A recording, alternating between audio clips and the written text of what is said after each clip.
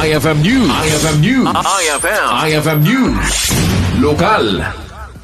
Inlawlawag ni Dr. John Michael Mendoza, Physical Medicine and Rehabilitation ti Mariano Marquez Memorial Hospital and Medical Center, digiti gagangay asaan na husto a panakaawat may panggap iti panag-ehersisyo. Kinunana asaan laing para iti panang pababat itimbang ti ehersisyo no diket makatulong met iti panang pasaya at ti salon at ti tao. Segun ken kuana, 5 digiti kang rona na health-related fitness components ti masapol ang may paay iti panakimatangan, agraman ti muscle strength, muscle endurance, cardiovascular endurance, flexibility, ken body composition. Sa fitness po kasi madaming components tayo na kailangan ding i-address, no? Hindi lang ito jogging, hindi lang ito weights, no? Madami po tayong pwedeng i-address dyan. Kasi po meron po tayo kasing 5 na fitness components, health-related fitness components. Kasama po dito ang paglakas ng kalamnan o muscle strength natin, muscle endurance, yung tibay po ng puso natin, cardiovascular endurance, flexibility, saka body composition po. No? So lahat po ito ay kailangan nating i-address para maging healthy tayo. So hindi lang po ito pampapayat, no?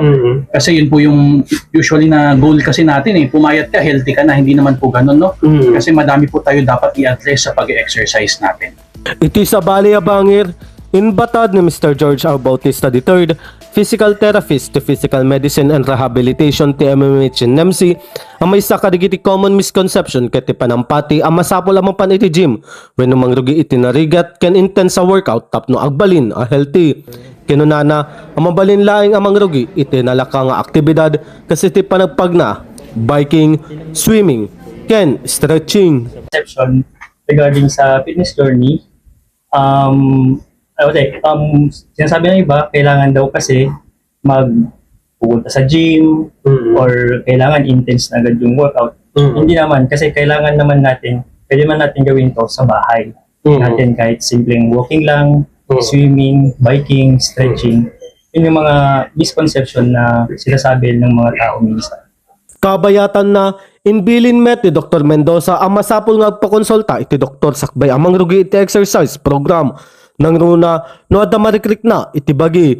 Kinunana ang masapol ngayon inot kan sana dagos ang narigat ti ehersisyo tapno maliklikan ti anyaman amadi amang pasamak iti bagbagi.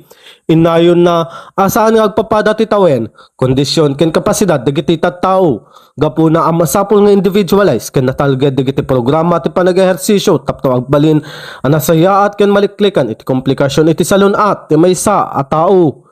Para iti IFM News, Idol Rain Santos, Tatak, IFM. IFM News. IFM News. IFM News. Lokal.